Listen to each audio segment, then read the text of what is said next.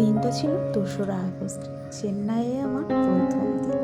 দিনের বেলা এত কাজ থাকা সত্ত্বেও কোথাও আর বেরোনো হয়নি। বিকেলবেলায় ওয়েদারটা এত সুন্দর দেখে নিজেকে আর ঘরে আটকে রাখতে পারলাম না। বড়মশাইকে বললাম, চলোই না একটু অচেনা পথে পাড়ি দিয়ে আসি।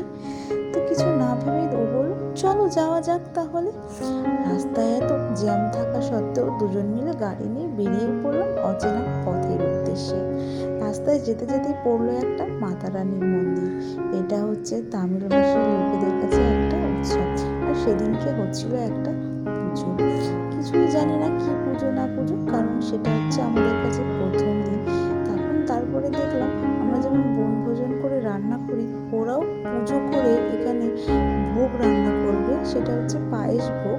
তারপরে এখানে ভোগ রান্না হওয়ার পর এই যে নিম গাছ দেখতে পাচ্ছ, এই নিম গাছকে ওরা মাতা রানী হিসেবে পুজো করে। এই দেখো সবাই মিলে কিন্তু এখানে পুজো করছে, মানে ভোগ রান্না হয়ে যাবে, তারপরে এখানে ভোগ লাগাবে, তারপরে গিয়ে ওরা খেতে পাবে। আর ওরা দেখেছো নিম গাছকে মাতা রানী হিসেবে কিন্তু পুজো করে, মানে হচ্ছে নিম গাছ ওদের কাছে ভগবান।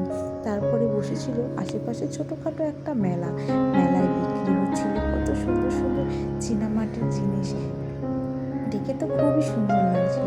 আর তোমরা তো জানোই তামিলনাড়ুর লোকেরা খুবই মালা পরতে পছন্দ করে, কত সুন্দর সুন্দর মালা না।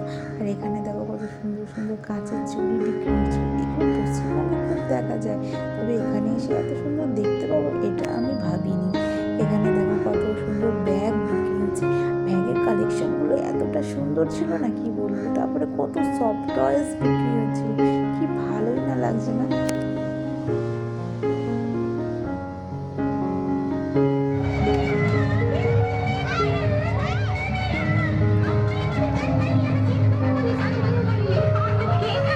জানো তো, ওরা না প্রচণ্ড পরিমাণে ভগবান বিশ্বাসী হয়, কারণ ওরা অনেক দূর থেকে এসে তাঁবু টানিয়ে থেকে এই পুজোটার জন্য ওরা অনেক দূর থেকে আসে, তাই না ওরা খুব ভগবান বিশ্বাসী হয়।